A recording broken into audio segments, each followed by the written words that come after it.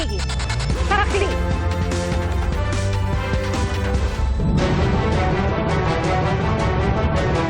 Bago sa saksi, sumiklab ang malaking sunog sa bahagi ng Nia Road, Barangay Pinyahan, Quezon City, mag-aalas 9 ngayong gabi.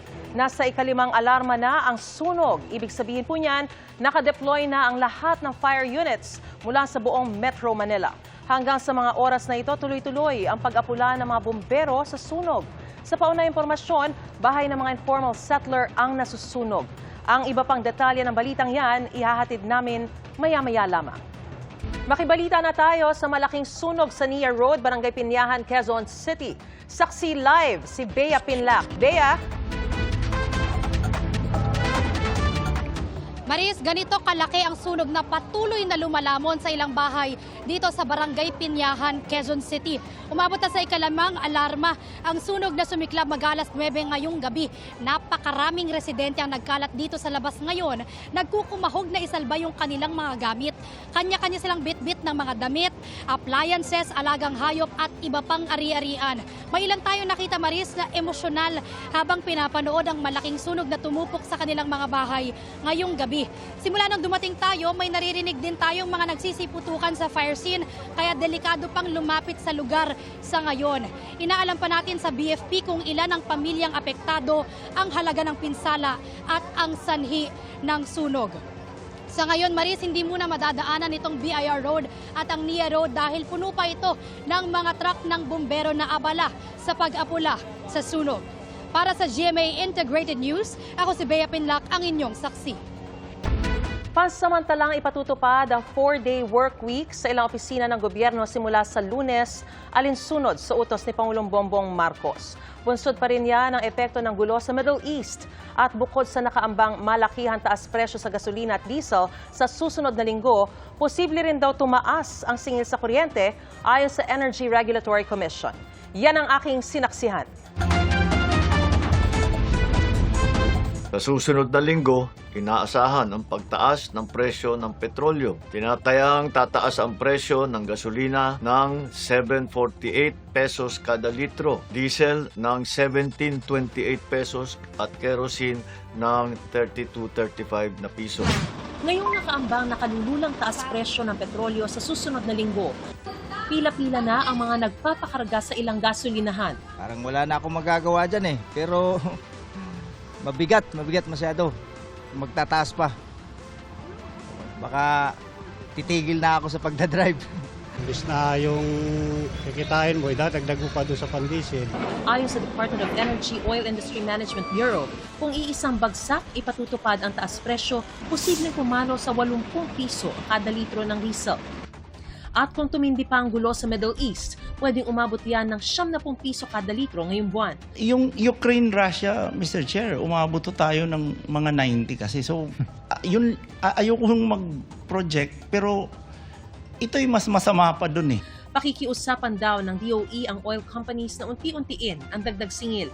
Ang ilang motorista nag-iipon na ng drum-drum na produktong petrolyo tulad ng ilang nakuhanan ng GMA News. Pero may babala kaugnay dyan ang Bureau of Fire Protection. Mamahigpit po na ipinagbabawal ng Bureau of Fire Protection na mag-imbak o mag-store ng mga gasolina or highly flammable na chemicals, ma'am, sa kanilang bahay, ma'am. Kasi po, since highly flammable po ito, may pagkakataon po na pag nagkaroon ng leak ang inyong storage na pinaglalagyan po ng ating mga gasolina at ito po ay nagkaroon ng spark or nagkaroon ng konting ng spark na makakapagdulot para mag-apoy siya, mabilis po itong kakalat sa ating kabahayan at mabilis pong masusunog ang ating bahay. Huwag nating i-sacrifice yung safety natin, ma'am, para lang makatipid. Nagbabala rin ang DOE laban sa mga posibleng magsamantala. Binigyan diin ng DOE na sa ilalim ng Republic Act No. 7581 o ang Price Act, illegal ang hoarding at profiteering ng mga produkto tulad ng kerosene at liquefied petroleum gas o LPG. Ang mga lalabag maaaring mapatawa ng multa at pagkakakulong. Nakikipag-ugnayan na raw ang DOE sa DILG at PNP para masiguro ang agarang aksyon laban sa mga posibleng masasangkot dito. Kung tumagal at lumala ang gulo sa Middle East, ayon sa DOE, posibleng irasyon o lagyan ng limitasyon ang ibebentang langis sa kada mamimili. Ngayon pa lang, nagpapatupad na ng limit na 300 liters per customer ang isang kilalang gasolinahan sa Cabanatuan City. Ito ay para maiwasan ang umano'y pananamantala at para mabigyan din ang iba pang mga motorista.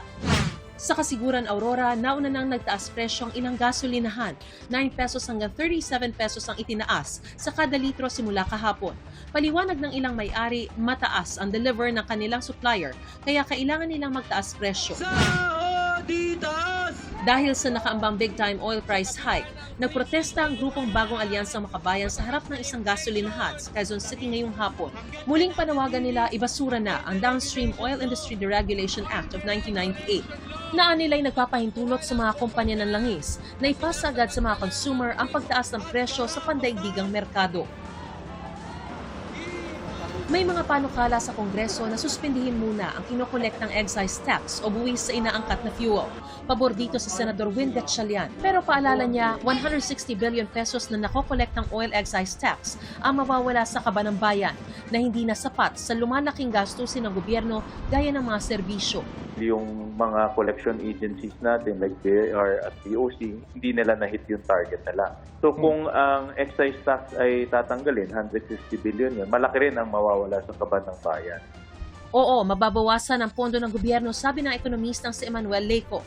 Pero gobyerno dapat ang magtipid sa gastos at tiyaking walang nakukurakot sa kaban ng bayan. Kung ang mga kinukolekta ng pamahalaan ay napupunta lang sa mga kurakot at napupunta lang doon sa mga gastusin na hindi naman essential at mangungutang pa naman, siguro ang mas mabuting pigilan ng pamahalaan ay yung paggastos mismo ng pamahalaan at bawas-bawasan na rin yung pangungutang. Ang mahalaga ngayon ayon kay Leco, maprotektahan ang purchasing power o kakayahan ng mga mamamayan na gumastos. Pagka tumaas ang presyo ng mga bilihin, tumaas ang presyo ng petrolyo, mababawasan ang kanilang mabibili. Remember, ang ating ekonomiya is consumption-driven. So, kung ang purchasing power ng mga mamamayan ay mababawasan, yan ang makakapagpabagal ng ating ekonomiya. Pati singil sa kuryente, nanganganib tumaas kapag tumindi ang gulo sa Middle East ayon sa Energy Regulatory Commission. Posible rin daw kasing tumaas ang bentahan sa world market at dahil apektado rin ito ng taas presyo sa petrolyo. Pero sabi rin ng ERC, may mga umiiral na proteksyon gaya ng secondary price cap kapag sumobra ang taas presyo. Ayon kay Pangulong Bongbong Marcos, ginagawa na ng paraan ang problema sa produktong petrolyo, kabilang ang paghingi sa Kongreso ng pansamantalang kapangyarihan upang bawasan ng excise tax, pati pag-amyenda sa Biofuels Act of 2006 upang magamit ang mas murang bioethanol. Ilalabas natin sa lalong madaling panahon ang fuel subsidy at cash transfer para sa mga apektadong sektor. Simula naman sa Lunes, pansamantalang ipatutupad ang 4-day work week sa ilang tanggapan ng ehekutibo bilang bahagi ng pagtitipid sa konsumo ng kuryente at petrolyo.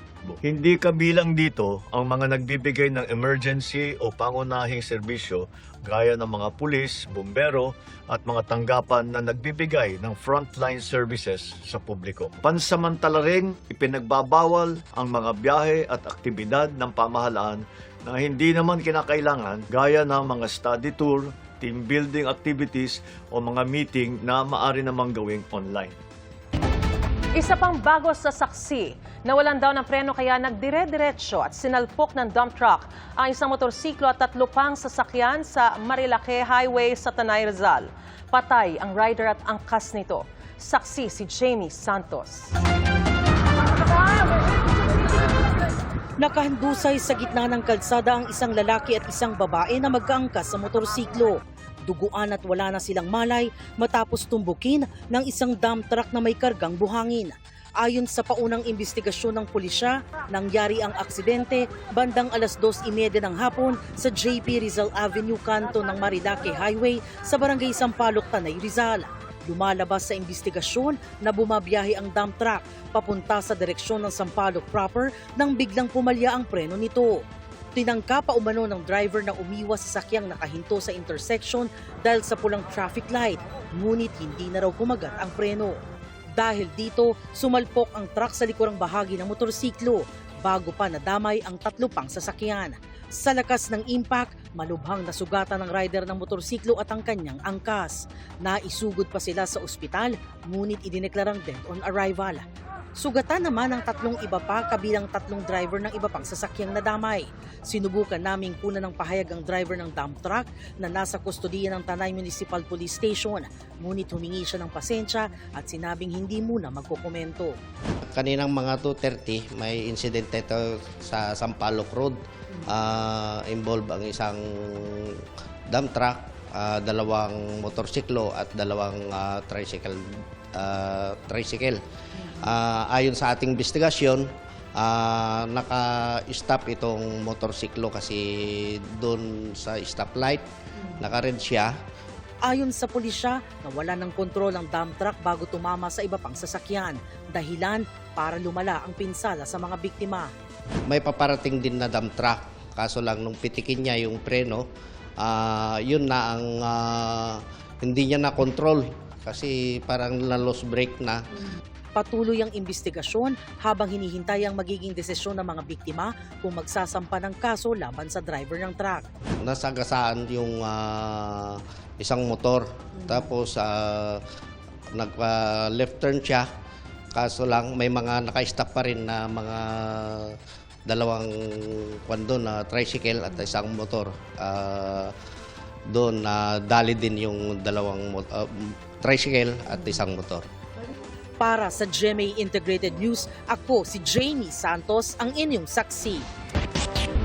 Hawak na ng mga otoridad ang 2 neophyte na nakasabay sa initiation rites na nasawing si Mark Kenneth Alcedo sa Cavite.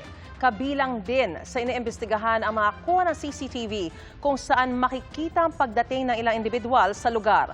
Saksi si Ian Cruz. Pasado alas 6 ng umaga noong March 1, nakunan ng isa-isang pagdating ng ilang individual sa Sitio Asyongan, Barangay Langkaan 1, Dasmariñas, Cavite. Ayon sa opisyal ng barangay, pinaniniwala ang mga miyembro sila ng fraternity. Nakunan din ng CCTV ang pagdaan nila paalis sa lugar bago mag-alas 11 ng umaga. Sa isa pang kuha ng CCTV, makikita naman ang mga nakamotorsiklong miyembro rin daw ng fraternity. Ang mga CCTV footage na ito kabilang sa sentro ng investigasyon sa pagkamatay ng Tau Gamma Pi neophyte na si Mark Kenneth Alcedo. Panawagan ng opisyal ng barangay sa mga residente. Kung sino pa po ang may mga CCTV footage ay makipagtulungan po sa kawani po ng ating Philippine National Police at pamunuan ng Barangay Langkaan 1. Sa masukal na bahaging ito raw, ginawa ang initiation rites. Bago marating ang lugar, hanggang 10 minuto ang aabutin para matawid ang 2 sapa.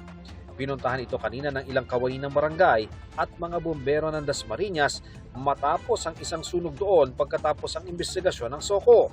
Pwede po natin dun sir malaman kung meron po bang indication na ito'y binuhusan ng gasolina o iba po na mga bagay. Kumuha sila ng mga abo at lupa mula sa mga nasunog na bahagi para ipadala sa laboratorio.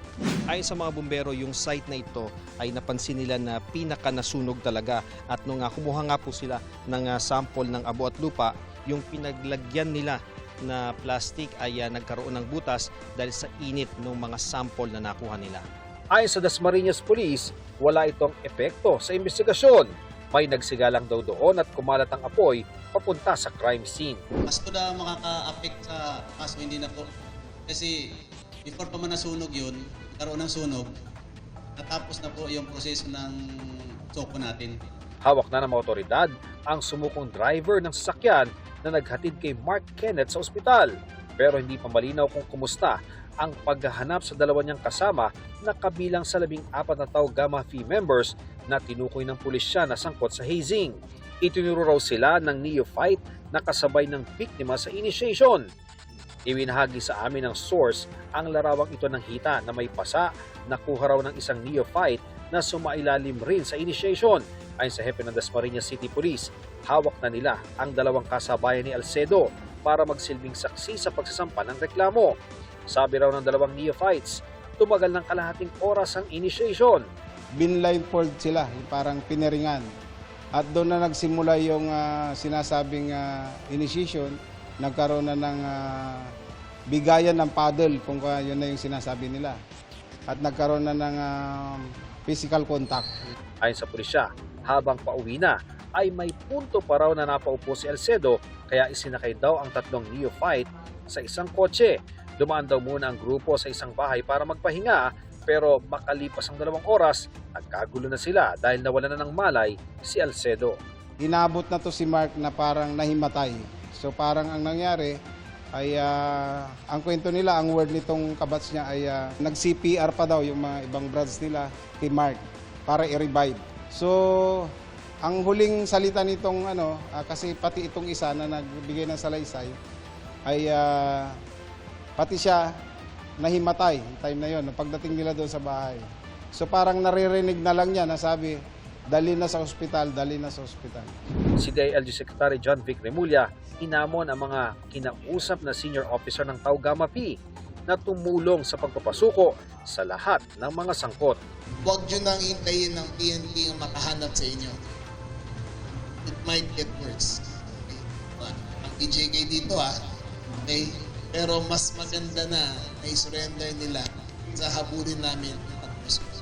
Ipinangako naman ng Tau-Gamma P sa kalihim na magsasagawa sila ng expulsion para mapatalsik ang mga sangkot sa hazing. Ang usapan namin with Secretary Remulla is we will ask our members, those that committed the crime to surrender. Tutulong din daw silang ma-relieve ang core leaders ng frat sa Cavite. Meron silang manifesto denouncing violence ng senior leadership. And it made it very clear, this manifesto does not protect the leadership of the Tau-Gamma P. It does not. A mere declaration that they are against it does not insulate them from charges. Pero hindi lang si Kenneth ang nasawi sa kamay ng Tau-Gamma P. Noong 2023, isang hiwalay na chapter ng Tau-Gamma P ang sangkot sa pagkamatay ng recruit na si Adamson University student John Matthew Torres sa Lilig. Natagpuan ang kanyang labi sa mababaw na hukay sa Imus, Cavite, kung saan siya inabandona. This is unacceptable. This is the second time in 4 years na nangyari sa lalawigan ko na may namatay sa hazing incident belonging to the same fraternity. Now, we cannot play the blame game forever. Someone has to take accountability. There are people that really don't follow the law, so there are cases where in our structure there's still some some that will disobey or not follow protocol. Bukas na ang libing ni Mark Kenneth. Ang tanging sigaw ng kanyang pamilya, hustisya. Mas mabuti siguro sumuko sila agad-agad. Kasi marami nang tumutugis sa kanila. Hindi lang kami, pati ang mga PNP ng buong Pilipinas tumutugis na sa kanila. Para sa GMA Integrated News, ako si Ian Cruz, ang inyong saksi. Iniimbestigahan ng Transportation Department ang nakunang video ng mga ipis na nakasiksik sa handrail ng MRT-3.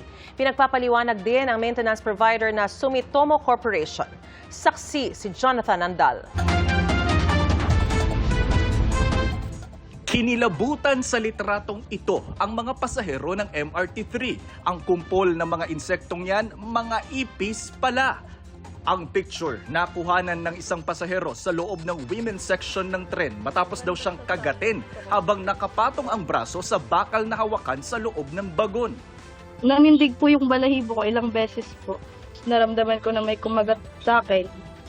Meron po akong nakitang maliit na kagat. Banda siya sa dito. Pero mas nangilabot daw si Joy nang may lumabas pa raw sa puwang na mas malaking ipis.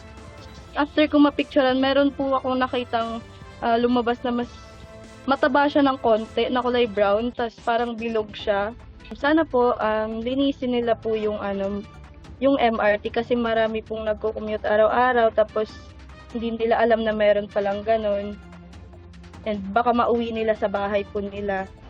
Ipinarating ng GMA Integrated News kay Transportation Secretary Giovanni Lopez ang karanasan ni Joy. Nakakahiyaan niya ito, kaya agad niyang ipinag-utos sa General Manager ng MRT-3 na mag-imbestiga at gumawa ng aksyon. Agad namang nahanap ang inirereklamong train set at isinailalim sa disinfection. Sa isang pahayag, sabi ng pamunuan ng MRT3, pinagpapaliwanag na nila ang Sumitomo, ang maintenance provider ng MRT3 system. Regular naman nila ang paglilinis at inspeksyon sa mga tren bilang bahagi ng maintenance program ng Sumitomo Corporation. Kanina, pinapasok ang GMA Integrated News sa MRT3 Depot at eksklusibong ipinakita ng Sumitomo kung paano nila nililinis ang mga tren. Ganito po pinapaliguan yung mga tren ng MRT3. Ang tawag po dito automatic train washing. Meron po diyang ibubugang tubig na may kasamang sabon tapos dadaan sa may brush. At ginagawa daw nila ito araw-araw pagbalik ng tren ng MRT3 dito sa MRT Depot. Araw-araw din nila ang paglilinis sa loob ng tren bukod pa sa buwan ng deep cleaning. Sinasabon nila ang mga upuan, sahig, bintana, pati na labas ng tren. Ginagamitan din ng vacuum cleaner, kinukuskos sa mga dumikit na dumi sa sahig gaya ng bubble gum at nagsispray ng alcohol pang disinfect pati na pest control sa mga sulok-sulok ng bagon. Yung nag-viral po na picture, dyan po nakita yan ito. Pakita ko sa inyo. Sa ganitong singit. Ang tawag daw po dito, stanchion fittings. Now, kung paano nagkaroon ng mga ipis dyan, yun yung iniimbestigahan daw ngayon ng pamunuan ng MRT3. Sabi ng pamunuan ng MRT3, pinaiigting na ang paglilinis sa mga tren. Para sa GMA Integrated News, ako si Jonathan Andal, ang inyong saksi. Hustisya ang panawagan ng pamilya ng isa sa mga nasawi sa pamamaril sa isang residential resort sa Parañaque noong Miyerkules. Ating saksihan. Dalawang nasawi sa pamamaril sa isang residential resort sa Parañaque City noong Miyerkules. Isa sa mga binawian ng buhay si RJ Gonzales na nakaburol ngayon sa Laguna. Kwento ng kanyang ina, nailigtas pa ni RJ ang kasama niyang 16 anyos bago siya tinamaan ng bala ng baril sa batok na lumabas malapit sa kanyang ilong. Ang anak ko maraming pangarap, hindi kayang palitan ng kahit 10 buhay man. Magkahalong galit at hinagpis ang nararamdaman nila ngayon. Panawagan ng kanyang ina sa suspect. Tumuko na po kayo at panagutan nyo ang ginawa nyo. Hindi lang po ang anak ko ang naging biktima nyo. Hindi pa naaresto ang 59 anyos na gunman. Kinumpirma ni NCRPO spokesperson Police Major Hazel Asilo sa GMA News Online na may outstanding warrant of arrest noon pang 2023 laban sa suspect. Para sa GMA Integrated News, ako si Oscar Oida, ang inyong saksi. 3 menor de edad ang nalunod sa Negros Occidental at Bohol. Isang bangkay ng sanggol naman ang nakitang palutang-lutang sa isang ilog sa Kidapawan City. Saksi si Femari Dumabok ng GMA Regional TV. Wala ng buhay ang 13 anyos na si Tuto nang matagpuang palutang-lutang ang katawan sa isang ilog sa Baguio City, Negros Occidental kahapon. Kani baylong pang kabuhi ko. Kaya nga para mabuhi lang siya. To, sa diin ka man, kunari ka man di, palangga ka na mo ni papa mo. Kag hindi ka madula sa kasing-kasing nga mo to. Ayon kay Wilfredo, nagpaalam si Tuto nitong Miyerkules bago umalis papuntang paaralan. Pero base sa investigasyon ng Baguio City Police, naligo pala si Tuto sa ilog kung saan siya ay nalunod. Medyo nalit na nisa. So that's why nga daw why na lang nisa nag-design yung magsulod sa iya klase. Medyo ginapadalman na pa ang itong investigasyon. Then ang subangay na bisto sa ocular sa area is damo sang quarry no may damo part nga medyo madalom no. Sinisikap pang makuna ng pahayag ng eskwelahan at DepEd Division ng Baguio City kaugnay sa insidente.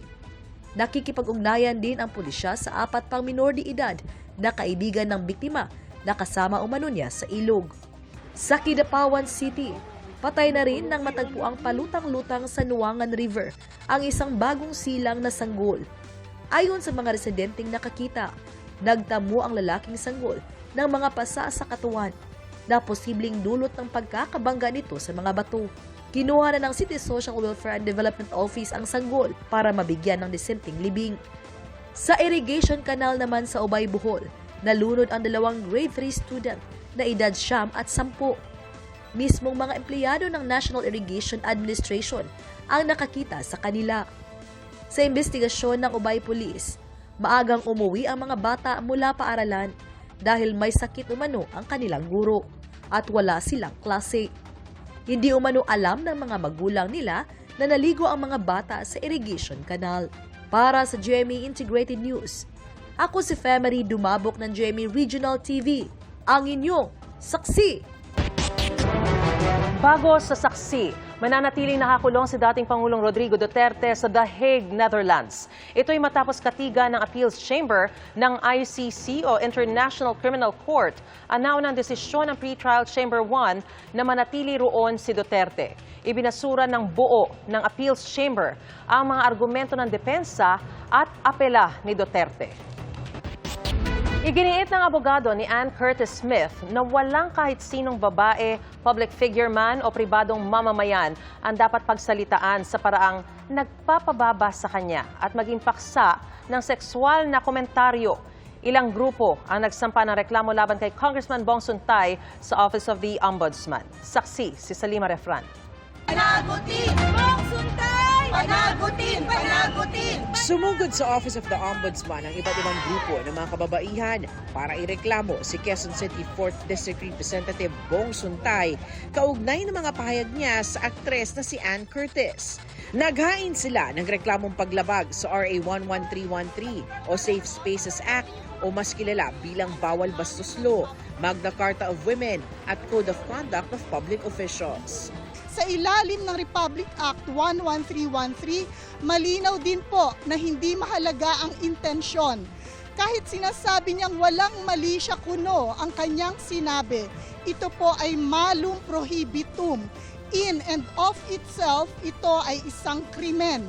Ang Estado, ang mga kabilang sa Estado ng mga opisyal ay mas mataas ang pananagutan dahil sila ang pangunahin dapat na nagdedepensa at nagtataguyod ng karapatan ng kababaihan. Dadaan sa evaluation process ang Office of the Ombudsman ang reklamo ng grupo. Patuloy na kinukuha ng GMA Integrated News ang panig ni Suntay.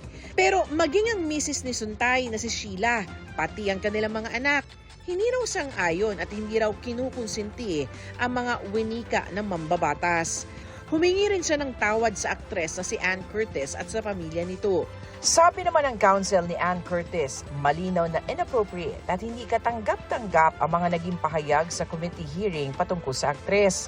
Sana raw, magsilbing paalala ito na nararapat irespeto ang lahat ng kababaihan saan man dako at wala raw puwang sa pampublikong diskurso ang mga wikang humahamak sa kababaihan. Ipinagtanggol naman ng abogadong si Attorney Ferdinand Topacio si Suntay. Git niya, wala raw kasalanan si Suntay. Pero sa gitna ng kanyang pagtatanggol kay Suntay, pinuntirya naman niya ang kapatid naman ni Ann na si Jasmine Curtis Smith na kabilang sa mga hayagang bumatikos kay Suntay. Tanong ni Topacio kay Jasmine, hindi raw ba ito nagpo-post sa mga bikini pictures sa social media o sa mga pahayagan para siya ay pagnasaan o di kaya'y para sumikat? Sabi pa ni Topacio, natural lang daw ang pagnanasa sa mga lalaki. Sabay sabing minsan na rin daw niyang pinagnasahan si Gabriela Representative Sara Ilago nang minsang maamoy ito sa isang pagdinig sa Department of Justice. Ang Gabriela, kinundi na ang mga pahayag ni Topacio. Tinawag siyang manyak at ginamit raw ang pagkakataon para magpakalat ng kabastusan at direktang pag-atake kay Ilago. Ang mga katulad raw ni Topacio ay hindi raw dapat hinahayaang maging abogado at ginagamit ang propesyon para mangalipusta. Pinag-aaralan raw nila ang kanilang mga legal na hakbang. Si Jasmine naman dinaan sa social media ang pahayag ng disgusto sa mga sinabi ni Topacio. Nagkaroon din ng pagkakataon ng GMA Integrated News na makausap si Jasmine. Bagamat hindi na siya nagbigay ng karagdagang tugon kay Topacio at maging kay Suntay, nagpasalamat naman siya sa mga sumusuporta sa kanila at sa lahat ng kababaihan. Binigyang diin din niya ang kahalagahan ng pagtuturo ng respeto sa murang edad pa lamang. At sana po turuan natin ang mga batang lalaki, no? Mula bata pa lang turuan natin sila kung ano ang importansya sa pagrerespeto, sa pagbibigay pugay, sa pag-appreciate at hindi lang 'yon, pagsusuporta sa mga kababaihan. Para sa GMA Integrated News, Salima Refran, ang inyong saksi. Pangulong Bongbong Marcos bibisita sa New York sa Amerika sa ika-9 hanggang ika-10 ng Marso. Ayon sa Department of Foreign Affairs, nakatakdang magsalita ang Pangulo sa special session ng UN General Assembly. Magkakaroon din ng pulong ang Pangulo kay UN Secretary General Antonio Guterres para pag-usapan ng sigalot sa gitnang silangan. Magtatalumpati rin ng Pangulo sa Commission on the Status of Women kung saan bibigyang diin niya ang pagsuporta ng Pilipinas sa pagkilala sa karapatan ng mga kababaihan. Mahigit 4,000 trabaho, target mapunan sa trabaho at negosyo fair na isinagawa sa isang mall sa Pasay City. Ayon kay Pangulong Bongbong Marcos na panauhing pandangal sa pagbubukas ng fair, sa mahigit 2,000 job fair noong nakaraang taon, halos 75,000 ang agad nakatanggap ng trabaho. Noon namang Enero, 2,400 ang hired on the spot sa ikinasang halos 50 job fair sa buong bansa. Alam naman natin na sa kabila ng mga hamon, maabilidad at madiskarte ang ating mga kababayan. Marunong tayong maghanap ng paraan. Para sa GMA Integrated News, Bernadette Reyes ang inyong saksi. Posibleng mapaaga ang mga pagdinig ng Kamara kaugnay sa impeachment complaints laban kay Vice President Duterte kung hindi siya maghahain ng tugon hanggang March 16. Kung ganoon, ayon kay House Committee on Justice Chairperson Jervil Luistro, tatanggapin ito bilang general denial o pagtanggi ni Duterte sa mga paratang. Hindi na rin kakailanganing maghain ng reply at rejoinder kung walang tugon si Duterte, kaya posibleng simulan na ang hearing proper sa March 17 o 18. Pero kung magsusumite ang Vice Presidente ng tugon, sisimulan ang hearing proper sa April 8. Tumatawid ang grade 3 student na yan sa pedestrian lane sa Kalibo, Aklan nang masalpok siya ng multicab. Nakaladkad pa ang biktima sa kalsada. Nagtamo siya ng mga sugat sa ulo at iba pang bahagi ng katawan. Ang driver ng multicab nasa kustodiya na ng pulisya at nahaharap sa reklamong reckless imprudence resulting in physical injury. Nakatakda rin siyang ipatawag ng Land Transportation Office. Wala pa siyang pahayag.